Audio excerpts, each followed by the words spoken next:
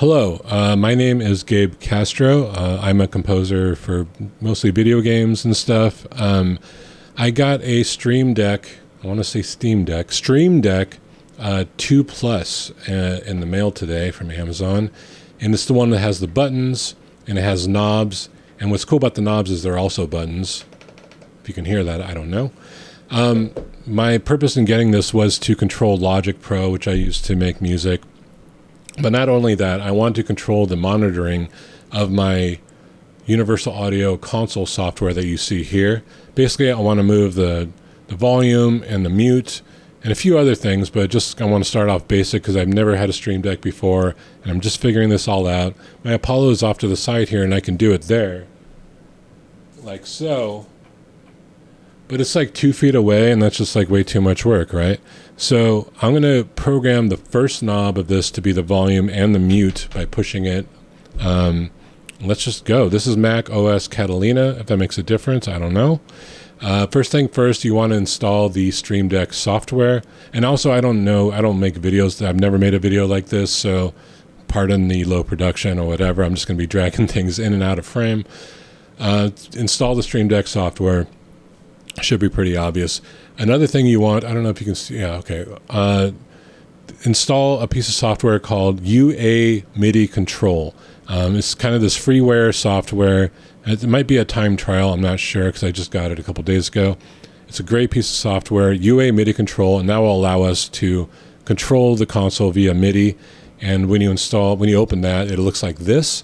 And you can see this is my Apollo X8P here. These are my guitar amps. I mean, there's just my labels. But we're going to go down here, second to last thing, monitor, and we're going to mess with the volume and mute. That's going to control this right here. So volume and mute. I mean, I could just leave that there. Sorry, it's going to be kind of a mess. So I said first things first already. So second things second. This is a blank slate. We need to install the MIDI plugin. Now, the guy who made this plugin made a great video showing the features of the plugin, but he doesn't actually show how to set it up, and a lot of comments were like, we need a setup video, and I agree, but I went through his other videos and I kind of pieced information together, a lot of great videos, but this is just a hopefully concise, how to set up the Stream Deck to control the UA console. That's it. So click on this. It's kind of like the App Store for the Stream Deck. Hit MIDI, search for MIDI. Click install, and you got to confirm it over here. That's all we got to do here, and then hit that. So this is the layout, obviously, of the Stream Deck. So click on the knob, and then you see down here, it's got this MIDI section. So we're going to want to add a generic MIDI thing. It's going to do its thing here. And if we even try to do it, it'll error out because the MIDI has no destination yet. So let's fix that. So what you want to do is open the Audio MIDI setup. If it's under Applications and Utilities folder. And you want to go to the MIDI Studio. So go to Window if you don't see it. Show MIDI Studio. And we want to double click on this IAC driver thing here. If you don't see it, mine was off to the side. You can click on this to like zoom in and out. If you still don't see it, just click on New Configuration or something. But they're grayed out. These aren't online. This is my complete control. Even though I have all these keyboards, only a few are MIDI, but I just set up the studio a few days ago, my new place, and the only thing I have connected is my complete control. Too many words. So just double click on the IAC driver, and this is important. I missed this. Click where it says devices online, and you'll see now it's bright and working. Then we go to ports, and if you don't have any ports here, just hit the plus sign. Let's rename bus 1 to Stream Deck 2 UAD, and it'll default to MIDI channel 1. That's fine. Hit apply, and we're pretty much done there. And this is important to me. Quit the Stream Deck app. I had to do it from the menu bar that you can't see in this capture, but close the Stream Deck software. It just needs to be refreshed because of the MIDI ports. At least in my case, it does. And let's open up the Stream Deck software again. And there it is. We're good to go. Click on the knob we made.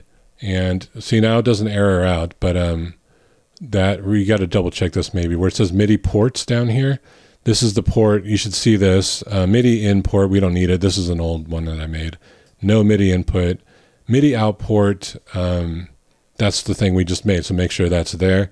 And if I'm going to use this for Logic, I'm going to have to make new buses in that audio MIDI setup later, but we're not worrying about that now. This is just for controlling the the UAD console. So that's all good there. So by default, it puts the knob at control change. That's what we want. That's good. We can give it a title, just call it, I don't know, something original like volume.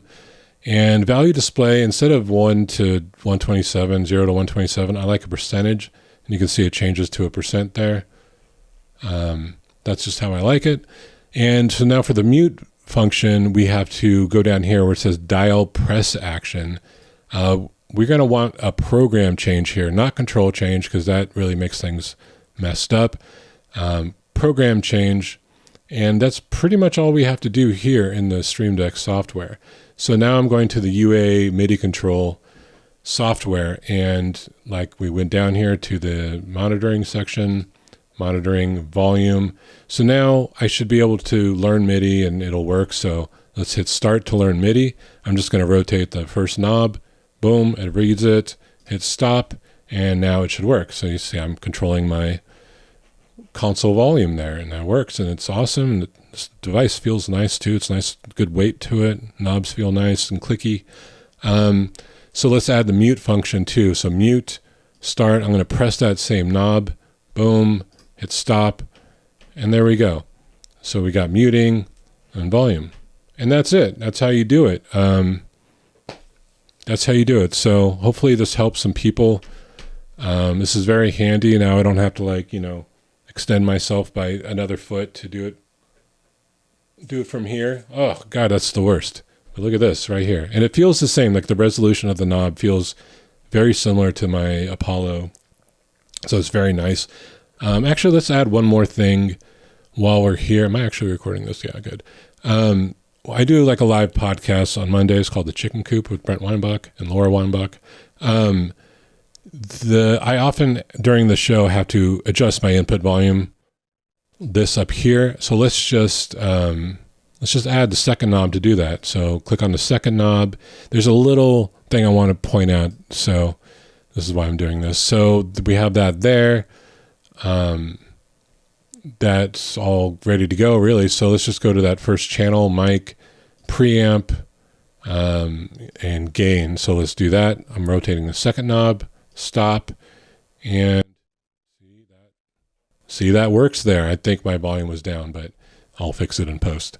But you see it's actually controlling the input volume of the mic and the monitor volume. Watch. That's no good. So the problem is it's on the same MIDI channel. So on the second knob, all you got to do is come down here, channel, make channel 2, and watch this. That didn't work. Oh, so we changed the channels. Now we got to remap the MIDI. So remove selected and just make it relearn it basically. So move the knob, stop. And there we have it. And it's separate than that one. So what are you going to do? That's my tutorial, my first and probably only tutorial. Don't subscribe, don't like, because I'm not going to make any more videos. That's how you do it. And I hope that helped. And